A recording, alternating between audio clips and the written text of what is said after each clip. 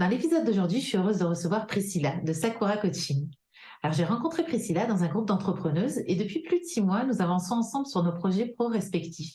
Et grâce à nos rendez-vous mastermind et nos nombreux échanges sur WhatsApp, merci les vocaux, j'ai pu avancer sur mes projets. Alors, je suis vraiment honorée de l'avoir rencontrée et que l'univers ait mis Priscilla sur ma route, sur mon chemin, parce qu'elle est d'un grand soutien. Elle m'aide à éclaircir ma pensée, à éclaircir mes projets et surtout à me booster pour avancer. Alors Priscilla est justement coach business et sa mission est d'aider les femmes qui sont perdues dans leur vie professionnelle, confrontées au burn-out, insatisfaites ou ennuyées par leur travail actuel, à se réorienter et trouver un bel équilibre de vie. Reconversion, équilibre de vie, entrepreneuriat, des sujets qu'elle connaît bien car elle s'est elle-même reconvertie, mais elle va nous en dire plus. Bienvenue dans Maman Sème, le podcast qui cultive le bonheur familial. Je suis Laetitia Hervy, coach et semeuse de bonheur familial. Et surtout, une maman comme toi. Ici, nous allons explorer des moyens de s'épanouir dans notre rôle de mère et de femme, tout en éduquant nos enfants sans s'épuiser ni s'énerver. Seule ou avec mes invités expertes, nous aborderons ensemble une multitude de sujets, de la parentalité à la gestion de la charge mentale, de l'épanouissement à l'organisation, en passant par le développement personnel. Alors si tu recherches des astuces pour une parentalité heureuse, tu es au bon endroit. Alors chère maman semeuse, installe-toi confortablement et prépare-toi à t'aimer pour semer. Alors bienvenue Priscilla dans Maman Sème, j'espère que tu vas bien. Merci beaucoup. Écoute, je suis toute honorée, toute émue par ce que tu viens de me dire. Sache que je te remercie pour ton invitation et sache que l'honneur est partagé. Voilà, j'adore les 6 mois qu'on a passés ensemble et effectivement, je pense que créer un réseau d'entrepreneurs est vraiment quelque chose à partager, quelque chose à vivre. Et je soutiens à 100% ce type de démarche. Donc, merci à toi pour cette invitation. Merci. Est-ce que tu peux commencer par nous en dire plus sur ton projet, sur comment est né Sakura Coaching et pourquoi aujourd'hui tu accompagnes les femmes dans la reconversion professionnelle? J'ai envie avec toi parce qu'on se connaît bien. Et j'ai envie de te partager un petit moment de ma vie, te parler de l'origine de Sakura Coaching. C'est quelque chose que je parle très peu, qui n'est pas forcément très joyeux non plus. C'est pour ça que j'en parle peu. Mais je pense que c'est important euh, de faire preuve de sincérité et d'authenticité. Sakura Coaching, ça a été avant tout une promesse. Donc, une promesse non pas envers moi-même, mais envers mon meilleur ami, Thibaut, qui était mon meilleur ami, parce qu'il est décédé. Il est décédé à l'âge de 19 ans. Thibaut avait un cœur immense, dans tous les sens du terme. Il avait une malformation du cœur, et c'est ce dont il est mort. Il avait cette épée au-dessus de la tête pendant 19 ans. Il a vécu la moitié de son temps en hôpital. Il avait une vision de la vie complètement différente de la mienne. On s'est rencontrés parce qu'on était deux accidentés de la vie, et on s'est bien reconnus l'un dans l'autre. On avait tous les deux un humour assez noir, on avait cette envie de croquer ce moment présent tant qu'il y en a.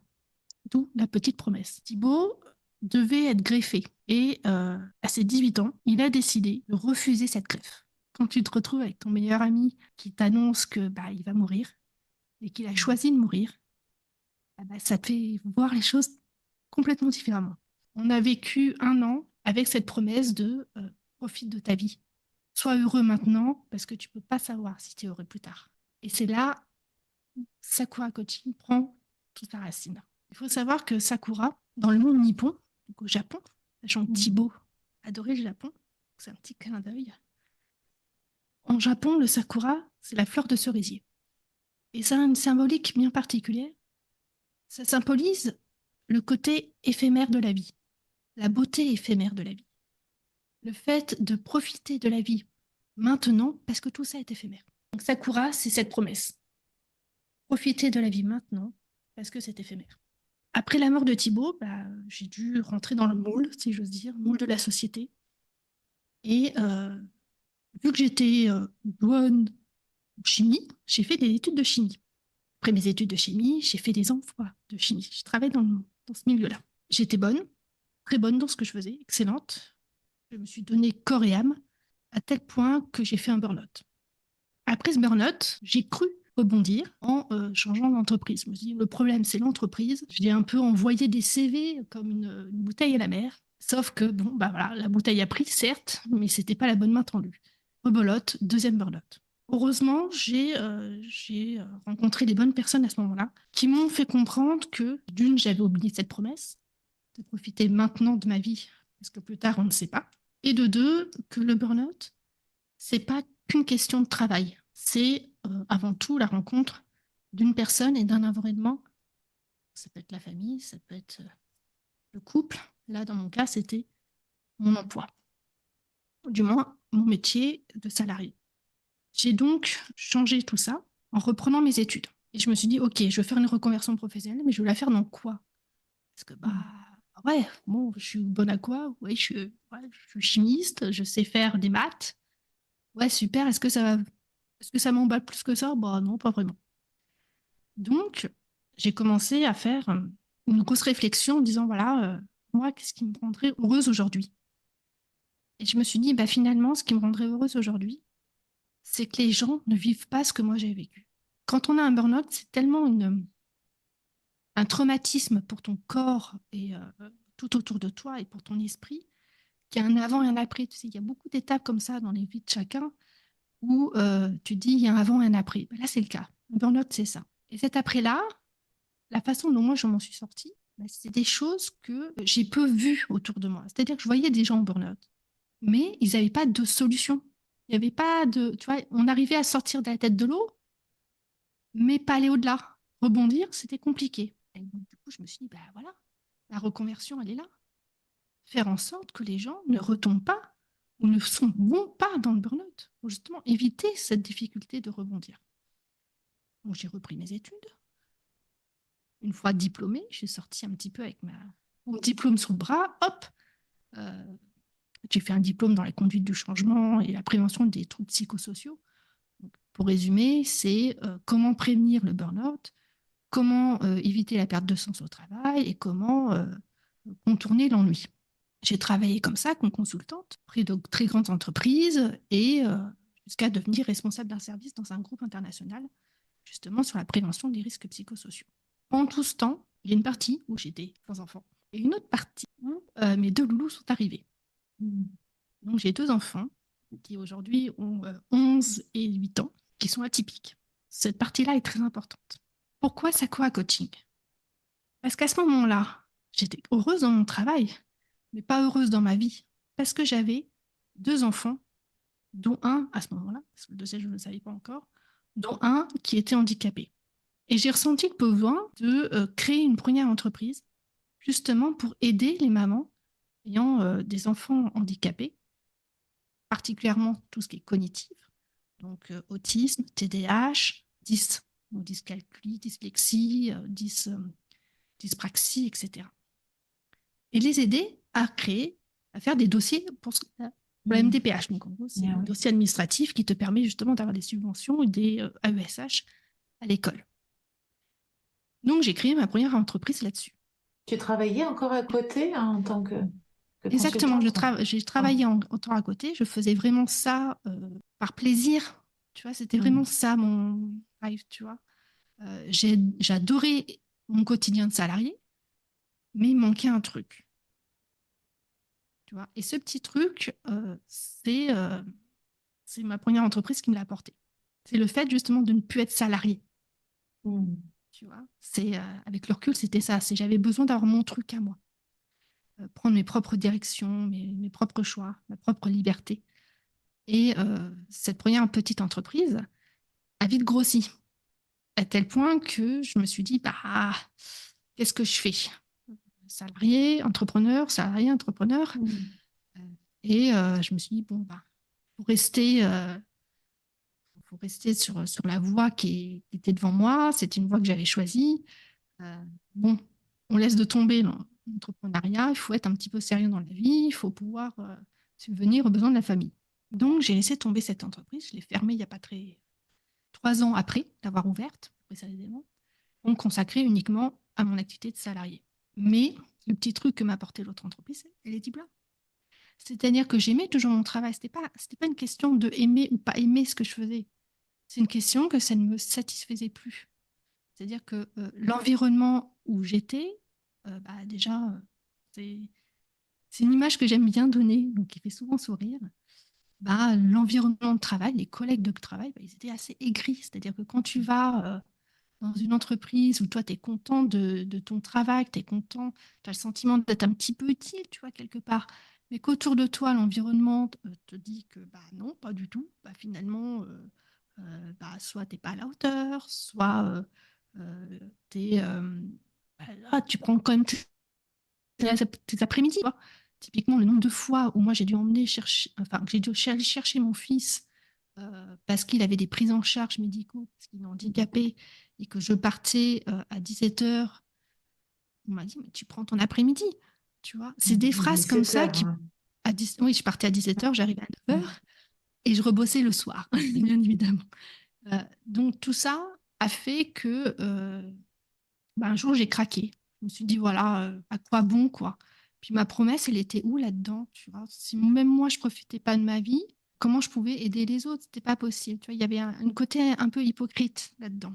Donc j'ai parlé avec beaucoup de femmes du part de mon travail salarié, et elles sont toutes, pas toutes, mais une bonne partie, maman. Mm. Et dans leur vie de maman, elles m'ont elles m'ont mis le doigt sur le fait qu'une maman ne peut pas s'épanouir que dans un seul axe de sa vie. C'est-à-dire que tu ne peux pas être Mhm. épanouie que en tant que maman. Tu ne peux pas être épanouie que en tant que femme, que en tant que femme d'eux. Mm. Tu vois. Euh, Ouais, tout à fait, oui, j'aurais bien. voilà. Et ça, tu vois, c'est quelque chose, euh, tu le sais, mais entre le savoir et l'appliquer, tu vois, il y a une Mm. différence. Euh, donc pour revenir à Sakura Coaching, à un moment-là, je me suis dit, finalement, moi, mon épanouissement, c'est aider euh, à ça. C'est-à-dire que moi, je veux trouver mon équilibre de vie, je veux être épanouie dans toutes mes sphères de ma vie. Et il n'y a pas de raison que nous, les mamans, sous prétexte qu'on est maman, on n'ait pas droit à ça, quoi. Donc, j'ai créé cette voie coaching euh, pour accompagner justement ces mamans qui souhaitent reconvertir dans le business en ligne sur essentiellement 4 facteurs. Le premier facteur, c'était le fait de mettre de l'humain dans sa vie, remettre de l'homme, tu vois, avec un grand H, l'humanité, au centre de son développement. C'est en fin de compte ma promesse, c'est-à-dire être heureux maintenant, voilà, Mm. plus être juste une machine, juste un numéro, juste un pion, tu vois, avoir ses propres malheurs et mettre en place ses valeurs. Et je voulais aussi une entreprise qui me ressemble. Enfin, Sakura Coaching, pour ceux qui me connaissent, c'est peps, tout simplement. C'est rose Mm. bonbon, c'est kawaii, c'est pas de langue de bois, c'est tout ça. Et ça me ressemble. Et je voulais une entreprise comme ça. Je voulais pas une entreprise qui me dit oui, tout va bien dans ta vie, c'est merveilleux, pense positif. Bah non, des fois ça va pas. Et des fois j'ai envie qu'on me dise hé, cocotte, ça va pas, bouge-toi, on y va. Tu vois, j'avais envie de ça. Le troisième pilier, c'est que je veux m'adresser spécifiquement aux femmes. Alors, j'ai rien contre les hommes, hein, c'est pas ça. Je vais pas dire ce que j'ai pas dit. C'est juste que les hommes, quand ils veulent se reconvertir, ils ont en top un facteur financier. C'est-à-dire qu'ils veulent se reconvertir en top 1. Je ne dis pas qu'il n'y a pas les autres top, hein. Attention. En top 1, ce qu'ils veulent, c'est gagner plus de l'argent. Mm. Top 2, ce qu'ils veulent, c'est une meilleure carrière, être le leader, le mieux de Ouais. mieux, toi, le must-have, le must. Et moi, ça ne m'intéresse pas. Moi, je ne veux pas aider les personnes à gagner 1 million d'euros en un mois. D'une, parce que c'est mensonger, et de deux, ça ne m'intéresse pas.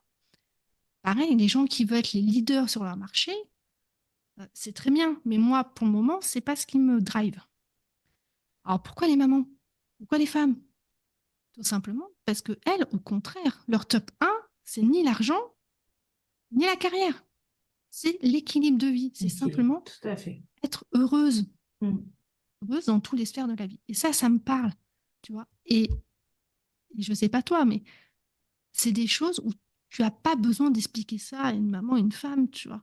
Alors je dis maman-femme parce que je distingue la femme de la maman. Pour moi, on peut être les deux, Oh, ou ah oui. l'une. On peut très bien être une femme sans être maman. Mm. Et tu n'as pas besoin d'expliquer, justement, que avoir un équilibre de vie, c'est primordial. Elles le savent, elles le vivent. Et la quatrième et dernière pilier de Sakura, c'est le business en ligne.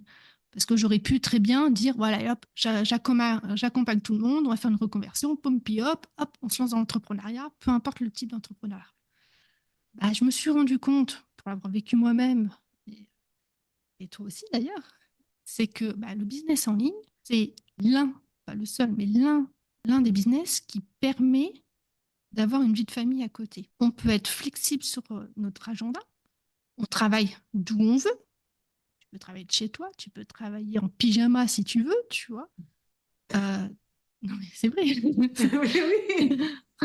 Qui ne l'a pas fait hein, dans le business en ligne, nombreux sont ceux qui travaillent en pyjama. Hein. Moi, la première, ça m'est Ah déjà oui. arrivé. Ou très tard le soir parce que les enfants sont couchés. Oui, oui. Exactement. Exactement. Tu peux très bien te dire, et c'est mon cas, voilà, là, c'est les vacances scolaires. Je ne travaille pas parce que je m'occupe de mes enfants en journée. Ah ben, je travaillerai le soir. Et c'est Mm. OK, il n'y a pas de problème. Alors que quand tu tiens ta boutique, boutique physique, imagine que je vais dire n'importe quoi, imagine que tu es coiffeuse et que tu es propriétaire de ton salon. Bah, tu peux pas t'absenter comme ça, Mm, tu mm, vois. mm. À moins d'avoir plusieurs salariés, si tu as cette chance-là. Mais la majorité du temps, tu ne peux pas. Alors que le business en ligne permet justement cette liberté-là. Et donc, une fois que je combine tout ça, Sakura Coaching, la promesse de vivre maintenant, parce que plus tard, on ne sait pas de quoi ça ferait. Il faut profiter de sa vie maintenant, être soi-même et ne pas avoir honte d'être soi-même, parce que ça marche et c'est OK. Troisième pilier, l'équilibre de vie en premier, devant largement l'argent, le profit, la carrière. C'est pas le plus important. Le plus important, c'est être bien, être heureux et en accord avec qui on est et notre façon de vivre. Et le dernier, le business en ligne, parce que c'est tout simplement l'avenir. Ben, tu as déjà dit plein de choses, c'est super intéressant. Tu as vu, j'ai rien dit parce que tellement j'ai absorbé tes paroles. Merci déjà pour tout ce que tu nous as partagé. Donc, on a parlé des femmes, des mères, de l'équilibre de vie. Et justement, pourquoi est-ce que tu as peut-être des choses à ajouter sur le fait que on retrouve beaucoup de mères qui vont justement opter pour une reconversion professionnelle? Donc, peut-être, voilà, on parlait d'équilibre de vie, mais tu as peut-être d'autres données, d'autres informations qui vont faire que justement, c'est principalement enfin, moi, ce que j'en vois autour de moi, des mères qui recherchent à se reconvertir. Oui, tout à fait. Justement, je parlais tout à l'heure de la femme et la maman. Toutes mamans savent très bien que le passage de la femme à la mère est un événement, comme je disais tout à l'heure, un événement, ça fait partie des événements de la vie qui changent. C'est-à-dire qu'il y a un avant et un après. C'est OK quand tu n'as pas d'enfant. C'est pas, faut pas mélanger les choses. Mais quand tu as des enfants, tu as un avant et un après. Tu passes d'un statut où tu avais seulement, entre guillemets, la responsabilité de toi-même, Mm. d'un statut où non seulement tu as cette même responsabilité de toi-même, mais aussi la responsabilité des autres, qui dépendent entièrement de toi. Et ce changement fait que tu as de nouvelles priorités. Ta famille, tes enfants deviennent ta priorité. Mm. Et c'est naturel, c'est normal, c'est OK. Je dis pas que tout le monde met ça en priorité top 1. Ça peut être ta top 2, ta top 3, top 4. Il n'y a pas de souci. Et puis ça Et peut ça bouger fait partie. aussi. Ça peut bouger exactement avec le temps, bien Et évidemment. puis en fonction, comme tu disais, si tu un enfant atypique ou des choses comme ça, voilà, c'est en fonction Exactement. voilà, de l'âge de l'enfant, en fonction du moment de la vie, voilà, ce top 1 peut bouger ou pas. Exactement. Tu peux très bien être parce que ton enfant vient de naître, euh, tu ne te sens pas tout à fait mère, tu peux très bien faire un rejet de ton enfant et finalement pas le mettre en top 1, mais peut-être le mettre en top 5. C'est OK aussi, tu vois. Ça peut Mm. changer avec le temps et peut-être que quand il grandit, quand il commence à parler, peut-être que là finalement tu l'aimes d'un amour inconditionnel et là tu le mettras en top 1 et c'est OK, tu vois. Il y a cette notion-là de priorité euh, est flexible. C'est-à-dire c'est ta priorité à un moment T. Il y a un T Mm. plus 1, ben, ce sera d'autres priorités. Il n'y a Tout pas à de fait. problème. Donc, pour revenir du coup à ce côté reconversion, quand tu changes tes priorités, tu te remets aussi en question sur ta situation actuelle. Et parmi ta situation actuelle, ta situation en tant que femme, en tant que mère, mais aussi en tant que professionnelle. Et dans ta vie professionnelle, quand on a un enfant, ben, ça bouscule aussi. Mm. Tu as d'autres priorités, y compris dans ta vie professionnelle. Et souvent, on se rend compte que c'est plus vraiment compatible avec la C'est ça. vision de ce qu'on a d'une vie de famille épanouie. Et puis, comme tu disais tout à l'heure, il y a aussi des choses à gérer, comme les mercredis où il n'y a pas école, ou des rendez-vous médicaux, des choses comme ça, où c'est pas toujours compatible avec la vie pro et les horaires d'une entreprise. Exactement. C'est pour ça que l'une des raisons principales étant d'une reconversion étant la recherche d'un équilibre justement entre cette vie professionnelle et sa vie de famille pour arrêter de courir. Le fait de courir tout le temps est quelque chose euh, qui est omniprésent chez les mamans. D'autres raisons pour vouloir aussi se reconvertir, c'est plus personnel. Là, on a parlé d'équilibre, mais l'équilibre, ça Mm. concerne soi, mais ça concerne aussi les autres. Là, c'est plutôt quelque chose de purement épanouissement personnel, c'est-à-dire, je disais tout à l'heure, on n'est pas que des mamans, on est aussi une femme et on a envie d'être pleinement heureuse, pas seulement dans son rôle de maman, on a aussi envie d'être heureux dans toutes les sphères de notre vie. On veut aussi, dans ce côté épanouissement personnel, tout simplement mettre du sens dans ce que l'on fait. Parce que quand on a un boulot à côté, il faut que ce boulot, on aimerait plutôt que ce boulot fasse sens, tout simplement. Que ce soit OK avec nos valeurs, qu'on soit en accord, qu'on se sente utile et qu'on kiffe ce qu'on fasse. Et ça, qui peut nous l'enlever? Tu vois. Et cette recherche de l'épanouissement personnel passe aussi par l'épanouissement professionnel ou une reconversion. Parce que quand tu n'es pas bien où tu n'as qu'une envie, c'est d'en sortir. Et quand on veut en sortir régulièrement, on passe aussi par la volonté d'avoir de nouvelles compétences.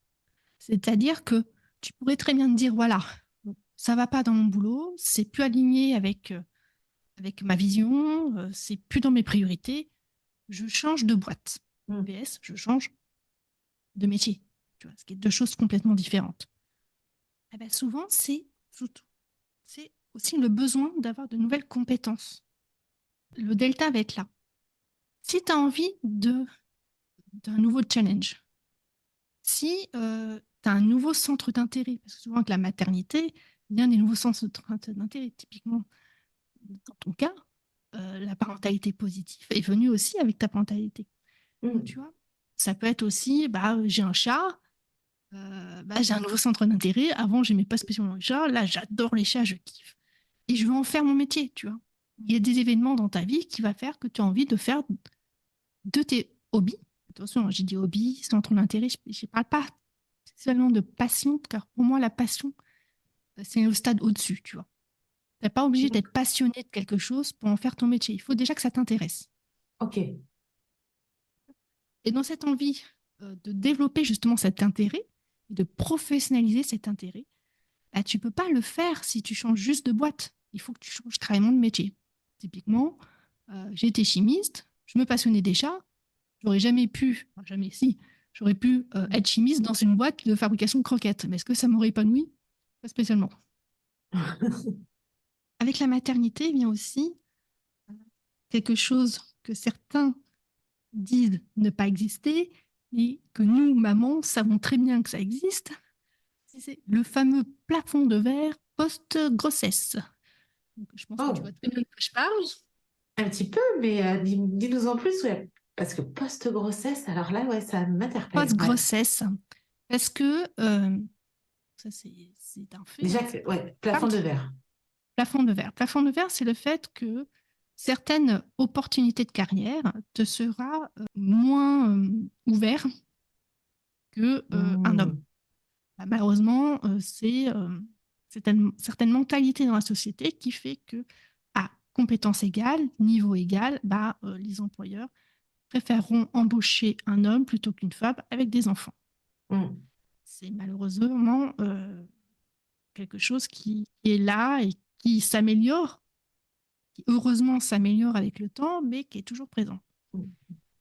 Et dans certaines carrières, c'est tellement présent qu'on ne peut pas traverser ce plafond de verre. C'est-à-dire que tu auras beau changer de poste dans ta boîte, tu auras beau faire ce qu'on appelle du transversal, c'est-à-dire à niveau égal, à salaire égal, à responsabilité égale, mais peut-être dans un autre service, mais tu n'arriveras jamais à aller au-dessus. Ils ne disent pas que c'est parce que tu as des enfants, mais inconsciemment, parce que je ne pense pas que ce soit des choses conscientes, mais inconsciemment, ce sera entre autres une façon de dire, ah oui, mais elle, tu vois, le problème, c'est vu qu'elle a des enfants, peut-être que du coup, elle sera plus absente parce que les enfants risquent d'être plus malades, donc elle sera moins souvent là. Ou, bah oui, mais attends, ça veut dire qu'elle va prendre toutes les vacances scolaires, donc du coup, ça va être compliqué avec le service et tout. Il y a aussi ça. Et est-ce que nous, en tant que mère, on peut se mettre aussi un propre plafond de verre en se disant, ouais, ce poste-là, je vais peut-être pas le prendre parce que je risque de galérer, ou tu vois aussi avec le rapport à l'argent que peuvent avoir les femmes, hein, et les croyances en se disant, là, ouais, est-ce que je mérite vraiment de toucher ça, ou peut-être être responsable d'une équipe, ou tu vois, où ça peut être que des hommes, il y a des croyances aussi. Est-ce que ça, Oui, tout à fait. il y a- Les croyances à ce sujet sont assez fortes, hein.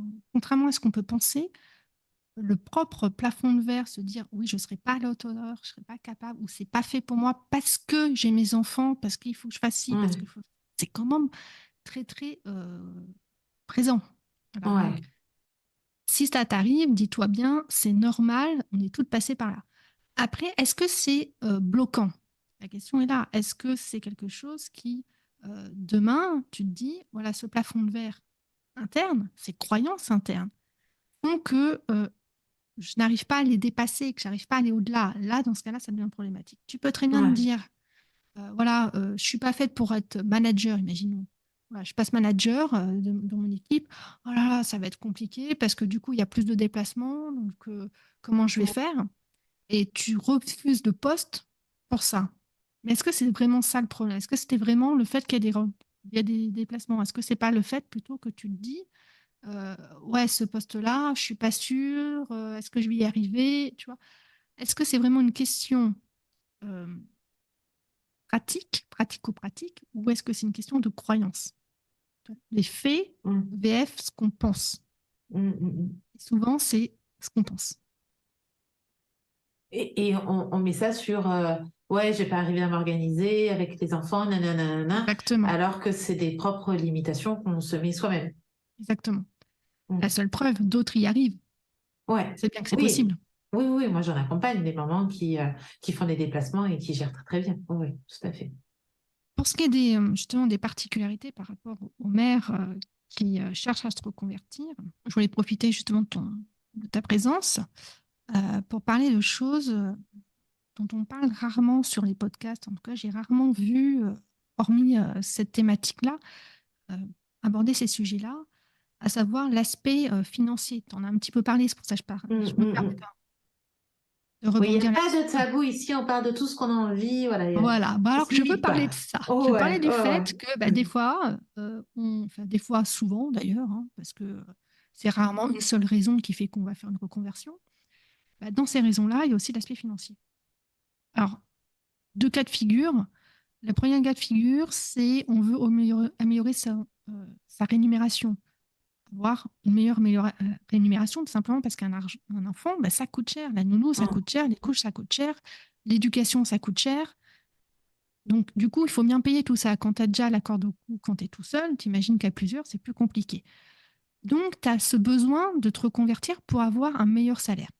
L'autre aspect, ça, ce premier aspect, on en parle souvent, mais l'autre aspect dont on parle le moins, et qui touche les mamans particulièrement, c'est l'aspect indépendance financière. Et oui, on veut se reconvertir aussi pour avoir cette indépendance financière, c'est-à-dire ne plus dépendre de son conjoint totalement, parce qu'il a un meilleur salaire que vous, parce que bah, peut-être que c'est le seul salaire du foyer, tout simplement, ou tout simplement aussi, on n'y pense pas, mais les divorces, ils sont une raison de reconversion. Quand on divorce, c'est quand même un sacré choc dans le porte-monnaie, et des fois, bah, ton métier, le métier ton salaire actuel avec le métier que tu fais ne te permet pas de divorcer, ne te permet pas de pouvoir penser au divorce. C'est-à-dire que tu as l'avant et tu as l'après aussi. C'est aussi une raison de se reconvertir. Il ne faut pas oublier quand même que 45% des ménages divorcent. Donc, combien de mamans là-dedans se retrouvent mères célibataires à devoir joindre les deux bouts comme elles peuvent, à devoir avoir un métier la journée, faire des ménages pour s'en sortir et, en fin de compte, se retrouvent la corde au cou. Et la seule solution à ça, c'est souvent la reconversion pour pouvoir accéder à un niveau social plus élevé. Le dernier point que je voulais apporter aussi, j'ai parlé un petit peu de burn-out, de tout ce qui est troubles psychosociaux. Donc, c'est aussi bien évidemment quand tu n'es pas bien dans ton travail, que ça soit même l'ennui, tu vois, ça peut aller pas forcément que le burn-out, hein, ça peut être aussi une situation d'harcèlement, tout simplement. Ouais. Quand ça va pas dans ton taf et que c'est pas qu'une question d'entreprise, ou plutôt que ça t'a tellement écœuré, tu as envie d'en changer et la reconversion devient vraiment une clé.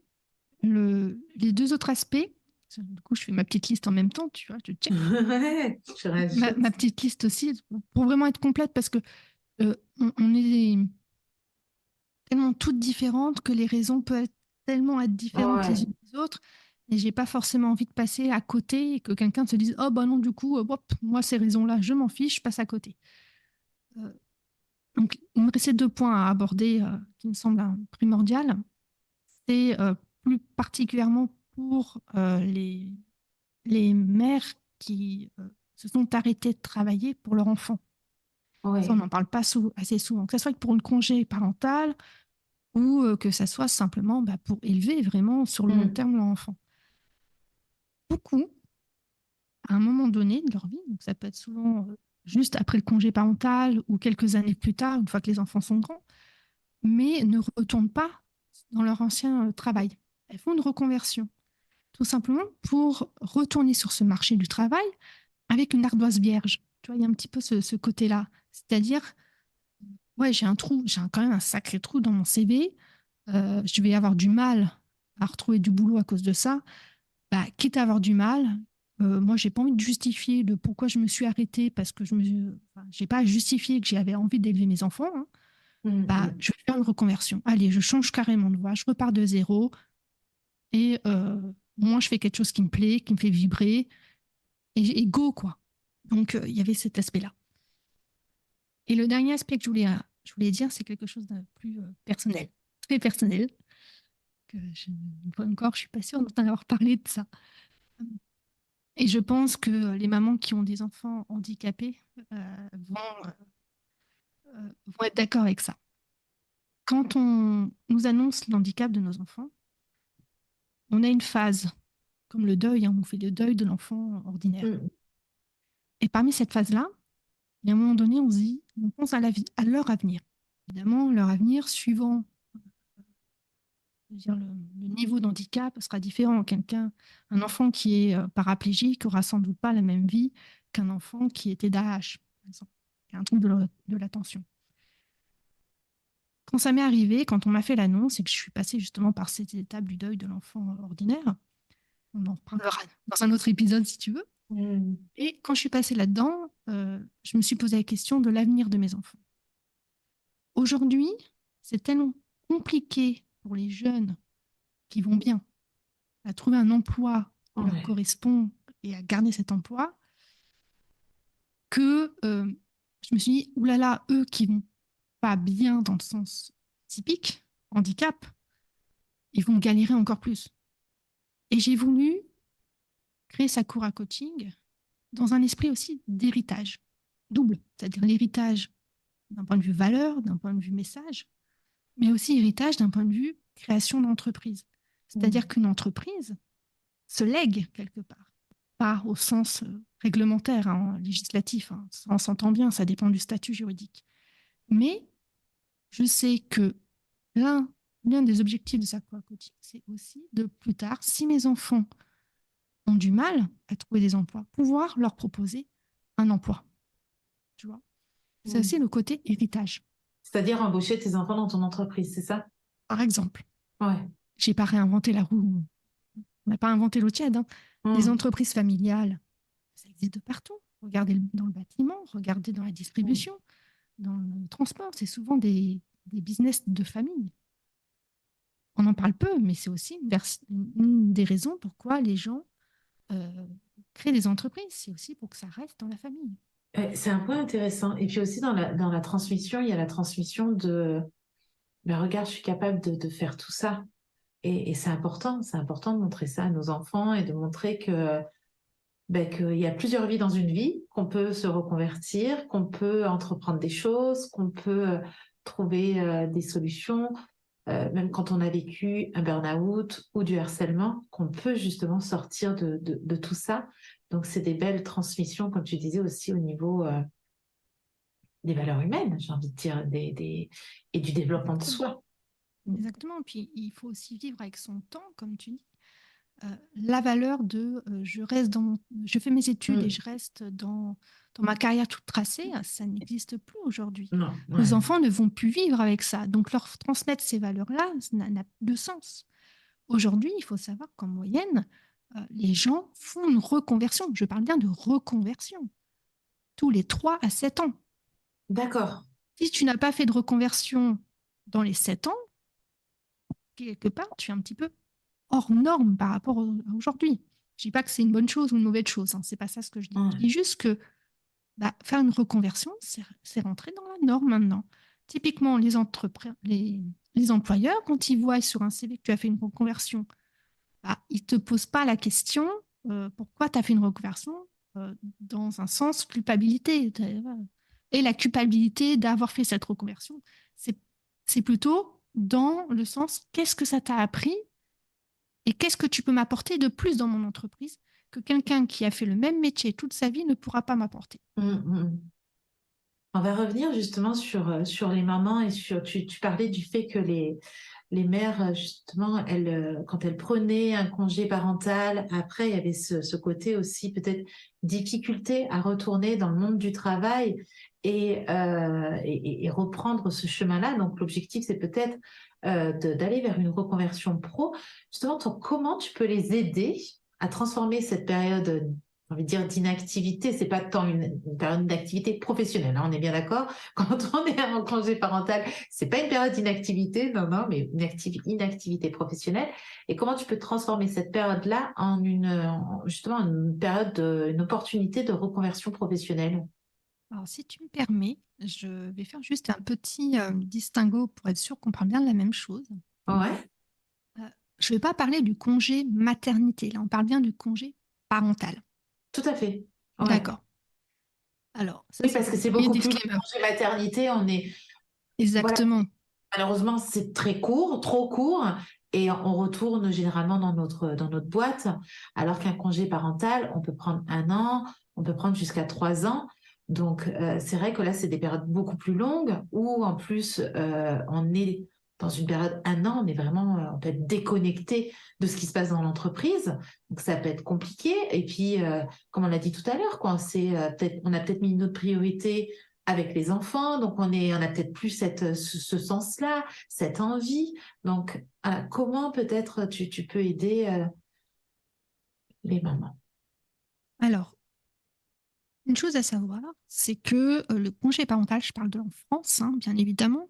Je pense que nos amis belges qui nous écoutent, québécois Il y en a ou des pays beaucoup du en plus. Maghreb n'auront pas forcément les mêmes règles à ce Ouais. sujet-là. Donc, je vais me contenter de ce que je connais, hein. Ouais. Excusez-moi d'ailleurs, si ça ne vous parle pas. Le congé parental en France est, euh, est accordé sous certaines conditions en termes de délai, tu as dit 1 an, 2 ans, 3 ans, et en termes de modalité de reprise de travail. C'est-à-dire, qu'est-ce qui fait que ton congé parental s'arrête? C'est simple, soit tu es arrivé au terme de la durée maximum, soit tu as repris le travail. Parce que là, ça va. Ceci dit, c'est pas si simple que ça. D'une, parce que malheureusement, la réglementation change de vitesse grand V, hein. Surtout en ce moment, les réformes font Ouais. que ce que je vais vous dire là tout de suite, s'il faut demain, c'est plus vrai. Et là, malheureusement, je n'ai pas la main là-dessus. Alors, je pense Donc, que je me permets de t'arrêter. Il y a peut-être aussi une différence entre le congé parental rémunéré Oui. donc avec ce qu'on nous propose comme aide, et le congé parental, qui est le droit du travail. Et ça, je ne sais pas en fait si on y a touché et si on va y toucher, qui est quand même jusqu'aux 3 ans de l'enfant. Donc je sais que encore aujourd'hui, moi je me souviens que quand j'ai pris un congé parental pour mon dernier qui a 8 ans, on était rémunéré jusqu'aux 2 ans de l'enfant, et moi j'ai pris 1 an de plus qui n'était pas rémunéré. Donc Exactement. voilà, il y a peut-être. Après, je sais pas, j'ai pas remis les- j'ai pas regardé tout ce qu'il y avait là-dessus en ce moment et tout, mais il y a peut-être voilà cette différence, ce distinguo aussi à faire. Tout à fait. Tu peux très bien être rémunéré ou non rémunéré, Ouais. effectivement. Euh, Ceci dit, ça ne change pas la problématique de la reconversion. D'accord, ok, C'est-à-dire que le droit de congé parental, c'est vraiment sous certaines conditions. Donc, c'est ces conditions-là, que tu sois rémunéré ou pas. ok. C'est pas quelque chose d'obligatoire que l'entreprise doit enfin, moi j'ai entendu dire ça Oui, que. oui, ils te doivent le congé parental, D'accord, effectivement, mais c'est pas forcément la CAF qui va, dans ce cas, je crois que c'est la CAF, hein, ouais, te rémunérer ou pas. Ça dépend si tu as ces conditions-là ou pas. Pareil, l'employeur peut refuser si tu n'as pas, si tu ne corresponds pas à ces conditions-là. Je ne vais pas m'étendre dans les conditions parce que, comme j'ai dit, ça bouge et en ce moment, là, à l'heure où on enregistre, il y a ouais, une ouais, proposition de loi justement tout à pour fait. réformer tout ça.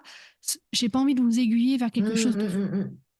Mm. Par contre, ce que je peux vous dire, ce qui restera, en tout cas dans les pourparlers d'aujourd'hui, c'est déjà, il faut distinguer entre je suis entrepreneur, je suis salarié. D'accord? Je suis salarié, j'ai droit à mon congé parental. Salarié, c'est mon activité principale. Imaginons que je monte ma petite boîte à côté. D'accord? C'était ça à la base la question. Comment je peux faire ça Ouais, comme opportunité? Je suis en ouais, congé parental, je veux créer ma petite boîte, petite entreprise. Premier problème. Je crée mon entreprise, j'ai des paiements, c'est-à-dire qu'on me paye. On me paye mon service, ma mm, prestation, mon produit, je suis payé. En tout cas, mon entreprise fait de l'argent du bénéfice. Ça, tu vas pouvoir le faire que dans un seul cas. d'accord. Si tu as un congé parental à temps partiel. Si ton congé parental est à temps complet, tu Ok, ne peux pas être entrepreneur à côté. Ça ne marche pas. d'accord. Ah, je Là, je savais parle pas. d'encaissement. Tu vois, je savais pas. Et moi, j'ai pris un congé parental à temps partiel et je ne savais pas ça. Du coup, j'ai créé une association. Ah, là, c'est autre chose. Parce que c'est pas toi qui es payé, c'est l'association. Oui, tout à fait. Mais c'était pour. Il y avait quand même des choses qui rentraient, tu vois, et pour avoir un cadre. Oui. Mais Et c'était pas toi. Toi, tu te reversais non, pas de ben l'argent de non, ben l'association. non, ben non, Ben c'était voilà, c'est ça l'association. la différence. C'est ça. Et je Oui. savais pas que je pouvais créer. Donc, j'aurais pu déjà créer mon entreprise, finalement. Alors, alors si tu étais en congé parental partiel, oui, tu aurais Ouais, pu. partiel. Alors, à condition, et là, je mets les guillemets, que ton contrat de L'employeur. travail le permette. D'accord. Certaines entreprises ont des devoirs d'exclusivité. Par exemple, tu n'as pas le droit de travailler dans des boîtes concurrentes, par exemple, Ouais, ou sur des sujets concluants, ou dans certaines entreprises, tu n'as pas le droit de travailler du tout, ouais, quels que soient les d'accord. sujets. Ok. Certains suivant un certain nombre de kilomètres autour de l'entreprise. Donc, c'est vraiment au cas par cas là-dessus. Donc, en tout cas, ce qu'il faut retenir, congé parental, temps complet, tu peux rien avoir de salaire, que ce soit via ton entreprise de salariat ou via l'entrepreneuriat. Ouais. Ceci dit, ce n'était pas tout à fait ta question. Ah. Tu me parlais d'opportunités de reconversion. Là, je te parle de quelqu'un qui a monté sa boîte. Mais il y a tout un chemin avant de monter sa boîte. Il y a la reconversion. La reconversion, c'est le chemin, justement, qui te permet d'aller d'un point A à un point B. Ton point B étant un nouveau métier, une entreprise. Mais Ouais. avant, tu as tout un cheminement. Et c'est là l'opportunité. Quand tu as ton congé parental, tu as un peu plus de temps. Alors, on est d'accord, hein. Le temps, tout est relatif, hein. Quand tu es maman, tu n'en as pas tant. Mais c'est aussi un moment où tu vas faire beaucoup d'introspection dans ta vie. Je ne sais pas toi, mais moi, quand j'étais en congé parental, je me suis beaucoup posé des questions sur le sens et l'éducation, tu vois, les valeurs. Et tout ça m'a amené après à plus de questionnements. Ceci dit, Cette phase de questionnement est aussi la même phase que tu vas avoir lors de ta reconversion professionnelle. C'est-à-dire que faire une reconversion, c'est plein de petites étapes. Tu vas devoir réfléchir sur qu'est-ce que tu aimerais faire. Donc cette question, déjà, peut prendre beaucoup de temps, peut prendre beaucoup de, de peur aussi. Qu'est-ce que j'aime faire? Une fois que tu sais ce que tu aimes faire, comment je fais pour exercer ce métier-là? Me former. Ok, d'accord, ben, je vais pouvoir faire une formation pendant mon congé parental. Attention, pas une formation rémunérée, c'est-à-dire pas de stage rémunéré, pas une formation avec un stage, pas d'alternance, pas vraiment de formation non rémunérée. Tu vas pouvoir faire aussi un bilan de compétences pendant ton congé parental. Bah oui, les gens ne savent pas, mais tu peux le faire. Il n'y a pas de souci. Tu peux faire également un bilan professionnel pour savoir où tu en es, où tu vas. Tout ça, c'est des phases vraiment indispensables si tu veux construire un projet professionnel, que ce soit pour aller vers un autre métier, que ce soit pour aller vers une autre entreprise ou que ce soit simplement créer ta propre entreprise. Cette phase-là de préparation, si je veux dire, à un projet professionnel, est le socle pilier qu'on ne peut pas, j'insiste, passer. C'est-à-dire que si tu ne prends pas ce temps-là, tu ne te poses pas pour te poser ces bonnes questions, c'est le moment de le dire, dans cette phase de préparation, c'est sûr, et moi j'en mets ma main à couper, que tu te retrouveras dans une situation que tu ne voulais pas dans les mois et les années qui viennent. C'est-à-dire, si tu n'as pas réfléchi à ce que tu aimes faire, tu vas te lancer dans la première formation que tu as vue sur un sujet qui ne te déplaît pas, mais au final, le travail que tu vas exercer ne te plaira pas et tu seras malheureuse. Et puis on en voit pas mal en fait justement des propositions comme ça. Oui, si tu veux gagner ton argent et rester disponible pour tes enfants, tu peux vendre ci, tu peux vendre ça. Enfin, moi, je tombe beaucoup sur Et oui, des ça n'arrête pas. publicités comme ça, alors que c'est peut-être quelque chose qui va pas nous plaire et puis qui va demander du temps parce que c'est vrai que de créer son entreprise, son projet, etc., ça demande beaucoup de temps. Donc c'est important aussi cette phase donc, tu appelles phase de préparation, de travailler sur ce socle-là pour pas faire n'importe quoi. Parce que le risque, en plus, c'est de peut-être retomber en burn-out, pourquoi pas, quoi, aussi. Exactement, exactement. Si tu n'as pas fait ce travail sur toi-même, le plus gros danger, c'est de planter. Tu te Ouais. plantes, tout simplement, tu vas te planter. Et pour ce qui est du burn-out, au-delà de savoir ce qu'on aimerait faire, quelles sont nos compétences, qu'est-ce qui nous manque comme compétences, il y a aussi ce côté, quelles sont mes limites, parce que le burn-out, on parlera peut-être un peu plus en détail après, mais c'est essentiellement un combat contre soi-même au quotidien. C'est-à-dire qu'on a tellement envie de bien faire les choses que on fait beaucoup et à force de faire beaucoup, on s'épuise. Donc, si tu ne te mets pas des limites, tu vas te retrouver exactement dans le même problème. Regarde, moi, ce que j'ai fait, c'est que je suis dans mon premier burn-out. Ma fuite, ça a été quoi? Ça a été d'envoyer des CV, quand je te disais, comme une bouteille à la mer, en me disant, voilà, je me casse de cette entreprise, j'en ai marre. Et vu que j'avais pas compris que, oui, l'entreprise était problématique, ça c'est sûr, l'entreprise, ça allait pas. Mais que moi, j'avais toujours cette sensation en moi de vouloir être toujours à la hauteur, d'être toujours au top, donner toujours le meilleur de moi-même, de ne pas compter mes heures, finalement, dans cette nouvelle entreprise où pourtant les conditions étaient un peu mieux, finalement, je me suis quand même cassé la gueule. Donc, tu vois, si tu réfléchis pas sur pourquoi tu en es là aujourd'hui, tu vas te retrouver exactement dans la même situation. On parle beaucoup de reconversion pro liée à l'entrepreneuriat. Est-ce que toi, tu as constaté justement beaucoup de femmes qui vont porter un intérêt pour l'entrepreneuriat? Oui, énormément. Énormément. J'irais même jusqu'à dire que c'est en forte progression depuis la pandémie. Alors, essentiellement parce que il y a des prises de conscience. Hein, ça a été quand même pas rien, la pandémie, quand on a été cloisonné chez nous. Ouais. On a eu le temps de réfléchir. Hein, donc, Ah ben oui, largement.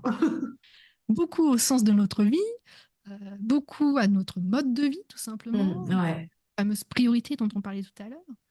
Et beaucoup de femmes se sont rendues compte que pas mal de leurs problèmes venaient du fait qu'elles n'étaient pas heureuses dans leur travail et que le salariat, le statut de salarié, ne leur correspondait pas.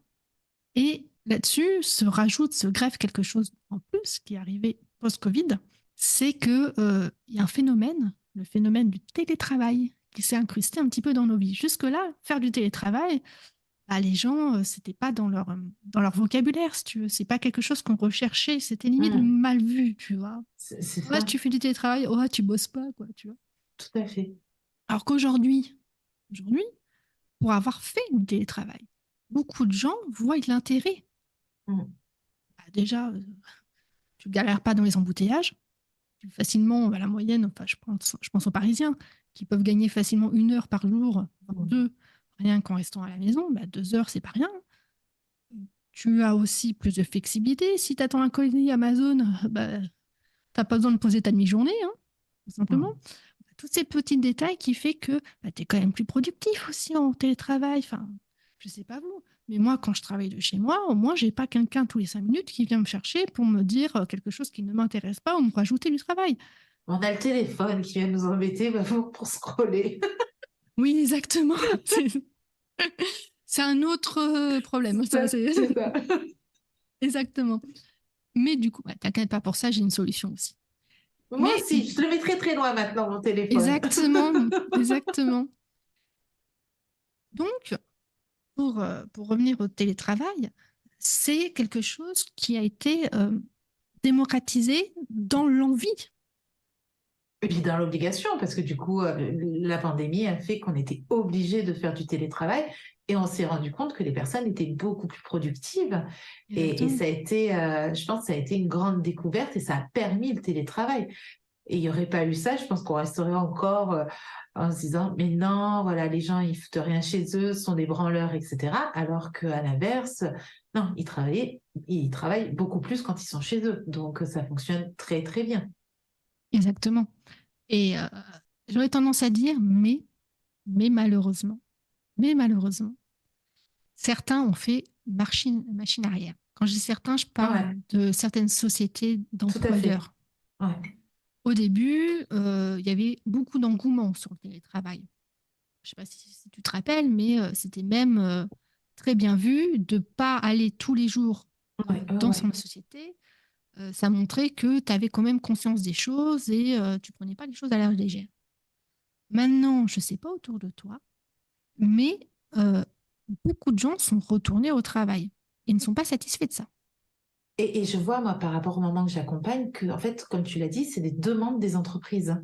Donc, c'est pas, voilà, les personnes ne sont pas satisfaites de ça. Tu as totalement raison. C'est-à-dire que là, elles subissent quelque chose alors qu'elles avaient trouvé un petit peu le fameux équilibre dont on a besoin et qu'on cherche et qu'elles ont plus du tout ça et ça a été très, très compliqué. Ouais, ça, c'est ce que j'ai rencontré avec, dans mes accompagnements. Exactement, mais c'est exactement ce que moi je vois aussi de mon côté. Les femmes, les mamans, elles ont envie de ce télétravail, donc du coup, elles vont essayer de faire une reconversion, en se disant, voilà, je vais changer de travail, je vais essayer de trouver un métier qui me permet de faire ce télétravail. Et quand elles cherchent dans les annonces d'offres d'emploi, elles cherchent télétravail, mais est-ce qu'elles en trouvent? Le problème est là. Le problème est ça, c'est que tu as l'envie qui est là, mais tu n'as pas les postes. Donc, comment tu fais? La solution que beaucoup prennent, c'est de créer leur propre emploi, créer leur propre métier, leur propre entreprise. Et le télétravail se retrouve dans le business en ligne. Ouais. Le business en ligne permet de travailler de chez toi, permet de faire du télétravail 5 jours sur 5 si tu veux, 2 jours par semaine ou 1 jour par semaine, ou tu peux 0 jour par semaine. C'est-à-dire que le business en ligne a cette flexibilité que c'est toi qui choisis d'où tu travailles. C'est-à-dire que tu peux très bien travailler de chez toi, comme travailler dans des bureaux. Il existe des bureaux Mm. pour les entrepreneurs où tu travailles au milieu d'autres entrepreneurs pour pas être toujours tout seul. Donc Mm. c'est cette liberté, ce choix aussi d'entreprendre que les femmes veulent et c'est pour ça que ça augmente tout simplement. Et ce qu'il ne faut pas oublier aussi, c'est que la société a changé par rapport à l'entrepreneuriat, ou plus particulièrement par rapport aux femmes qui entreprennent. Jusque-là, l'entrepreneuriat, c'était essentiellement, je dirais, réservé, ou plutôt mieux vu quand c'est un homme qu'une femme. Tout à fait. Et aujourd'hui, je pense au business en ligne, hein, parce que bon, c'est mon domaine de prédilection. Ce qui freinait avant les femmes à y aller dans l'entrepreneuriat, c'était la charge de travail, premièrement, et deuxièmement, bah, le fait de pouvoir s'occuper de sa vie de sa famille. Mm. On a vu, business en ligne, ça te permet de le faire. Charge de travail, bah oui, ça reste une entreprise, donc bien évidemment, tu travailles. C'est ça. Alors, je ne sais pas toi combien d'heures tu travailles par semaine. Moi, je Trop. travaille. Voilà. Après, on n'a pas la même façon exactement, Ben, le même business, donc forcément, ça c'est varie. ça. Mais en Et après, moyenne, ouais, c'est une organisation. C'est que moi, je trouve que je exactement. travaille encore beaucoup trop parce que je ne suis pas assez organisée et que je travaille là-dessus. Mais ça, c'est des échanges que Oui, nous avons régulièrement sur WhatsApp, justement, dans nos messages vocaux. exactement. Donc, du coup, euh, il y a une petite étude qui a été faite là-dessus, justement, sur combien de temps, en moyenne, passent les infopreneurs, donc tout ce qui est business en ligne pour la création de contenu. Ça va, les mots vont peut-être te paraître un peu barbares, mais retiens juste le fait combien de temps, en moyenne, les entrepreneurs en ligne bossent par jour. Ah, ben, Je j'aimerais dis bien un chiffre au savoir. hasard. Je sais pas si c'est alors voilà, je sais pas si c'est énorme et du coup ou alors tu vois par rapport à moi, je sais pas où Je sais pas, dis-moi me au caler. hasard. Au hasard, voilà, comme ça. Pour Au toi, en hasard comme ça moyenne, là. Allez, je vais dire 5 heures au hasard. on est un peu plus. On est autour des 7 heures. Ah ouf alors. En Ouf. moyenne, c'est 7 heures. Après, ça dépend parce que tu vois, c'est pas un métier linéaire. Il y a des fois, tu as beaucoup de choses, beaucoup de Ouais. travail à faire, tout ce qui est lancement de produits.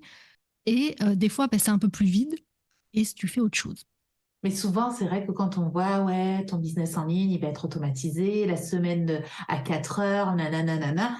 Non, c'est bullshit, Voilà, ça, c'est beaucoup, pas vrai. hein, C'est pas vrai. on est bien d'accord. Et c'est vrai que, À, à moins, voilà, à moins que, et ça, c'est important de le dire, c'est à moins que ça soit pas ton activité principale.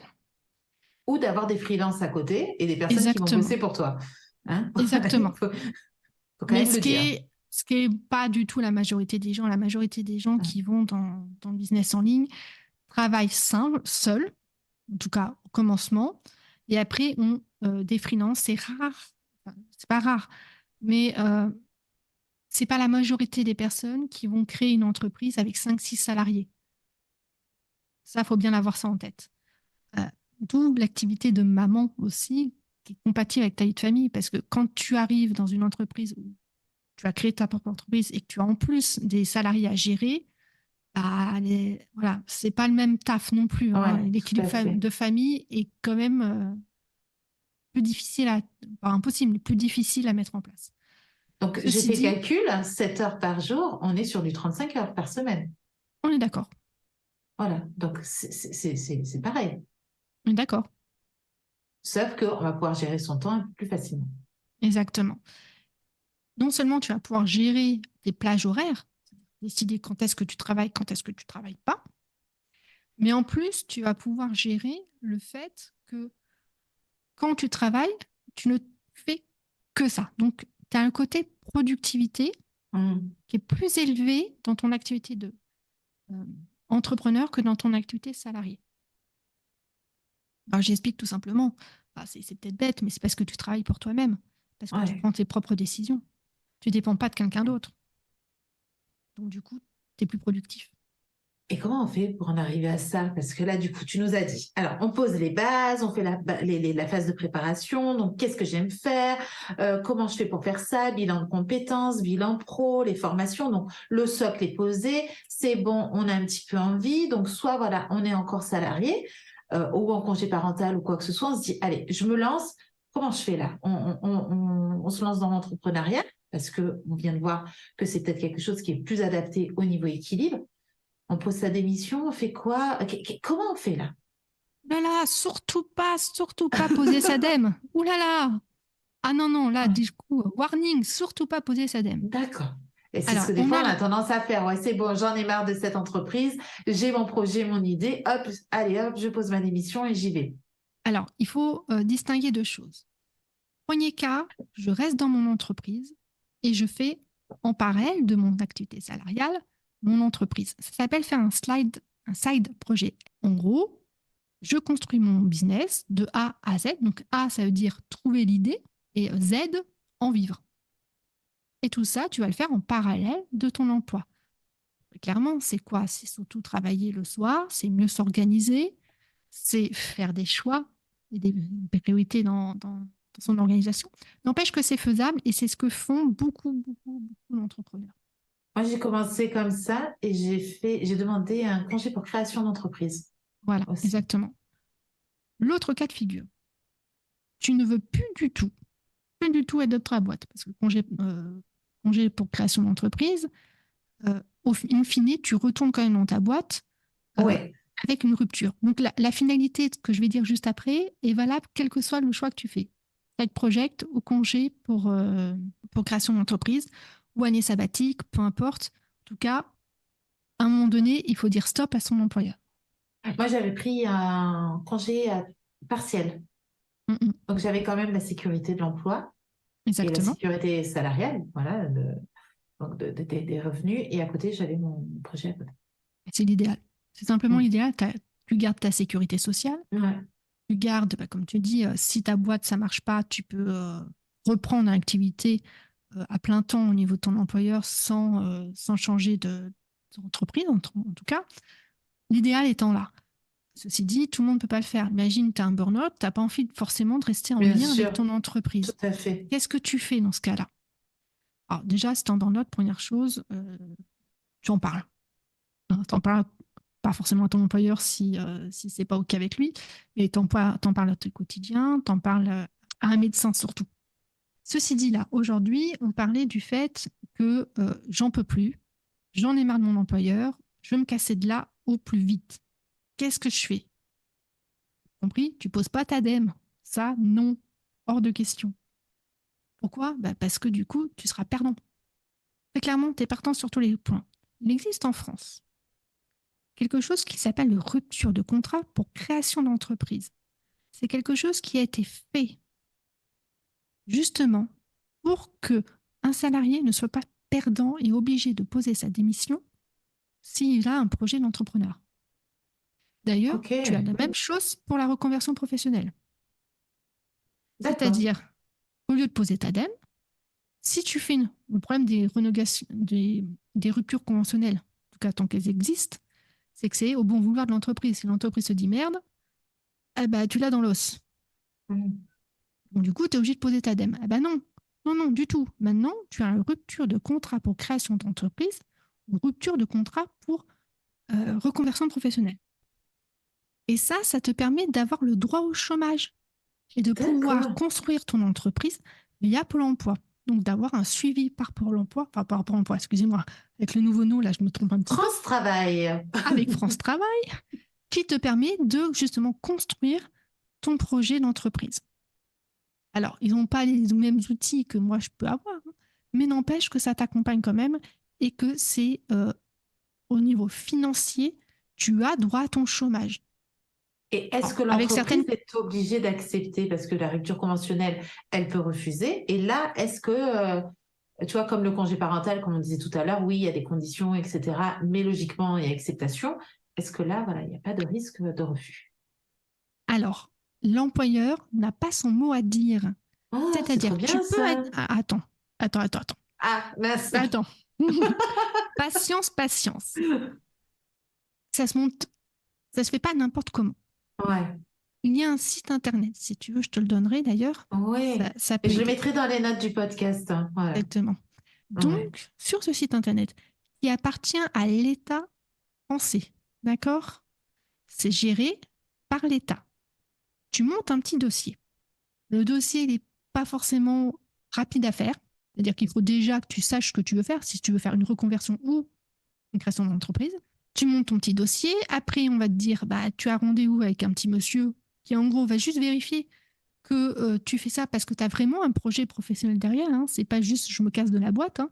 C'est vraiment pour construire un projet professionnel. Et une fois que tout ça est validé, l'État valide ou invalide ta demande. Et une fois que l'État a validé ta demande, l'entreprise ne peut pas dire non. D'accord. D'accord? Alors, tout ça, Ne vous inquiétez pas, tout est expliqué sur le site internet. Tu as même une infographie qui te dit toutes les étapes, exactement ce qu'il faut que tu fasses. Tout est bien expliqué, bien cadré, tu ne peux pas te tromper. Et c'est un second souffle pour les personnes qui ne peuvent pas rester dans leur entreprise parce qu'elles sont harcelées, parce qu'elles sont en burn-out, parce qu'elles sont tellement euh, dégoûtées du salariat qu'elles ne peuvent plus aller là-dedans. Voilà. C'est une bouée de sauvetage qui est là et heureusement que c'est là. Ouais, mais ça, c'est top parce que je connaissais pas du tout. Et souvent, on pense à la rupture conventionnelle. Donc, moi, j'ai eu la chance qu'elle soit acceptée parce qu'il y avait des conditions de travail difficiles. Mais les syndicats, ils m'avaient dit non, non, non, la boîte accepte pas du tout les ruptures conventionnelles. Donc, franchement, moi, je suis passée à travers Là, les mailles du filet. Vraiment une chance, mais sinon, je sais pas ce que j'aurais fait. Donc, c'est top d'avoir ça parce que, ouais, il y a des moments où on n'en peut plus. On est asphyxié dans son entreprise et puis on a besoin d'en sortir. Donc, c'est bien. Je ne connaissais pas, franchement. S'il y a un truc à retenir aujourd'hui, c'est cette rupture de contrat pour création d'entreprise ou pour reconversion pro. Merci, Priscilla. et de rien. On va aller plus loin dans la deuxième partie avec les questions des mamans de la tribu. Est-ce que tu as peut-être déjà des petites pistes à nous donner pour bien structurer sa reconversion? J'ai un conseil à donner, c'est de ne pas se précipiter quand on fait une reconversion. Que ce soit pour création d'entreprise ou que ce soit vraiment une reconversion pour changer de métier et rester dans le salariat, quelle que soit je veux dire, la finalité, il ne faut pas se précipiter. C'est-à-dire que un projet professionnel, ça se construit une pierre à la fois. Si tu vas trop vite, tu te plantes. Il n'y a pas d'entre-deux, tu te plantes. La première pierre, c'est faire le point sur ta situation actuelle. Où t'en es aujourd'hui et qu'est-ce que tu veux? Là, c'est important. Partir de toi, de ta façon de vivre, de ta vision à moyen et court terme, pour pouvoir déjà savoir où tu t'orientes. Typiquement, euh, quelqu'un qui a un burn-out va pas vivre la même situation actuellement que quelqu'un qui veut plutôt un challenge dans sa vie, redynamiser une activité auquel il s'ennuie tout simplement. Tu vois, les postulats sont pas les mêmes. Donc vraiment faire le point sur qu'est-ce que tu veux. Est-ce que tu veux vraiment quitter ton entreprise? Est-ce que c'est le secteur d'activité qui ne te plaît pas? Est-ce que tu veux créer une entreprise? Vraiment se poser ces questions-là. Une fois que tu t'es posé ces questions-là, tu as une phase d'introspection qui est non négociable, hein, je le dis tout de suite. Souvent, quand on entend ce mot-là, on se rend compte, on se dit, oh là là, développement personnel, oui, oui, oui. Mais là, c'est pas ton sein. C'est vraiment apprendre à se connaître. Comment veux-tu te dire, je fais tel métier si tu sais pas ce que t'aimes? Tout Mhm. simplement. Qu'est-ce qui, toi, te fait vibrer? Et au-delà de ça, qu'est-ce qui non seulement te fait vibrer, mais quelles sont les compétences que tu as aujourd'hui et quelles sont celles qui te manquent pour atteindre ce que tu veux faire? Parce que c'est bien d'aller faire une formation, mais quel type de formation te convient? Deuxième point. Troisième point, ça va être une méthodologie. Donc, moi, c'est celle que j'utilise, hein. Il y en a d'autres, hein. Il y a des compétences, il y a d'autres choses. Moi, j'utilise une méthode qui s'appelle l'ikigai. Ouais. L'ikigai, ça vient du Japon. C'est pas moi qui l'ai inventé, hein. C'est Comme même par hasard, Sakura Coaching qui utilise l'ikigai. exactement, gardons la ligne directe. Ouais. C'est une méthode, ou si j'ose dire, une façon de vivre, tout simplement, qui dit que l'ikigai, c'est un peu en version française. Tu pourrais le traduire un petit peu comme la raison d'être, la raison de vivre, quelque part. C'est-à-dire que quand tu fais quelque chose que tu aimes, dans lequel tu es doué, que tu te sens utile au monde au sens large, hein, pas forcément l'humanité, non, ça peut être le fait juste de se sentir utile à quelque chose, et qu'en plus, tu es payé pour ça, ben voilà, bingo, quoi. Donc, l'ikigai, c'est ça. Être doué dans quelque chose, se sentir utile pour cette chose-là, aimer cette chose-là, et gagner suffisamment sa vie de cette chose-là. Une fois qu'on a trouvé la fameuse chose, ben, souvent on est bloqué. Voilà, je vais le dire tout de suite, comme ça, si c'est ton cas, si tu nous écoutes, hein, je parle aux éditrices, si c'est votre cas, euh, vous allez voir que c'est normal. On passe toutes par une phase dans notre reconversion où on va se retrouver bloqué, figé un petit peu sur place et on aura peur de se lancer. Tu auras la peur de pas être légitime dans ce que tu fais, tu vas avoir peur de pas être à la hauteur, tu vas avoir peur du regard des autres aussi, hein, de la réaction C'est de ta des propre peurs qui sont famille. en plus très féminines, hein. Exactement. Et ces peurs-là, à un moment donné, il va falloir apprendre à les lâcher un petit peu, les laisser partir pour s'ouvrir un petit peu à cette nouvelle vie. Et ça, c'est une phase aussi, simplement, qui se franchit. Et une fois qu'on l'a franchie, ça y est, ouf, on est là. Eh bien, et on ose se lancer. Ça y est, on a franchi le pas, on y est. On sait ce qu'on veut faire, on sait comment le faire et on y va sereinement. J'aurais envie d'ajouter avec les peurs, parce que souvent, non, c'est normal hein, que les peurs soient paralysantes, c'est leur objectif hein, de toute façon. Elles seront là, on les a toutes. Et l'objectif, c'est un peu Alors, je dis ça, mais c'est pas toujours évident pour moi, hein. C'est d'en faire un peu notre meilleur ami et de dire, bon, ben voilà, t'es là, ma pote, allez hop, ben, viens, on y va, quoi. Et d'oser avancer avec les peurs, mais d'oser avancer avec un petit pas confortable, quelque chose de tout petit. Et j'aime bien cette image qu'on dit, en fait, si on dévie un avion donc, qui part de Paris, qui va, par exemple, alors je ne sais pas exactement, mais je crois à New York, par exemple, si on le dévie de 1 degré, il atterrit pas à New York, il atterrit au Canada. Ou je ne sais pas trop où, aux États-Unis, je ne sais pas trop où au Canada, mais il y a vraiment une trajectoire qui s'est transformée juste d'1 degré.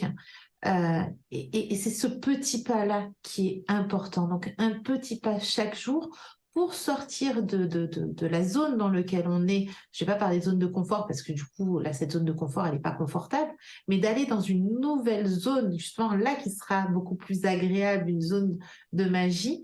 Donc, d'avancer avec la peur, mais sans que ça soit trop paralysant. Donc, un petit pas tous les jours, hein, au lieu de rien faire. C'est pas simple. Exactement. Ce qu'il faut bien comprendre avec cette petite peur, je dis petite pour minimiser un petit peu, ça peut être quelque chose d'énorme pour certaines. Et cette peur, elle vient d'où? Elle vient essentiellement de l'incertitude. Parce qu'on ne sait pas, on n'est pas certaine que. Et le fait de faire ce fameux petit pas, comme tu parles, on a toutes les deux ce même vocabulaire, parce qu'on utilise un petit peu toutes les deux ce petit pas. Le fait de faire un petit pas à la fois te permet d'avoir un peu plus de visibilité et donc du coup un peu Mm. moins d'incertitude. Et c'est cette cumulation de petits pas vers justement cette visibilité et ce manque d'incertitude qui va faire qu'à la fin, tu vas pouvoir oser y aller. Je vais te donner un exemple. Aujourd'hui, peut-être que tu ne sais pas ce que tu aimes faire. Tu as peut-être une idée, une vague idée du métier que tu veux, mais tu ne sais pas forcément si c'est fait pour toi. Ok, prenez petit pas, peut-être se renseigner juste sur la réalité du métier. Qu'est-ce que c'est réellement? Toi, peut-être que tu as une idée, peut-être que tu le fantasmes, peut-être que tu connais quelqu'un qui fait ce métier-là, mais tu l'as pas forcément vécu, ou tu n'as pas forcément de retour de quelqu'un qui l'a vécu sans filtre. Donc le premier petit pas, ça peut être ça, se renseigner sur la réalité de ce que c'est. Tu vois, tu n'as pas besoin de faire des pas énormes Mm. pour dire j'avance. Un petit pas, c'est déjà avancé. Tout à fait. Et voilà, on est arrivé au terme de ma conversation avec Priscilla concernant la reconversion professionnelle. J'espère que tu as pu y voir plus clair et faire la clarté dans ton esprit. N'hésite pas à aller consulter le site internet et le blog de Priscilla. Je te mettrai le lien dans les notes de ce podcast.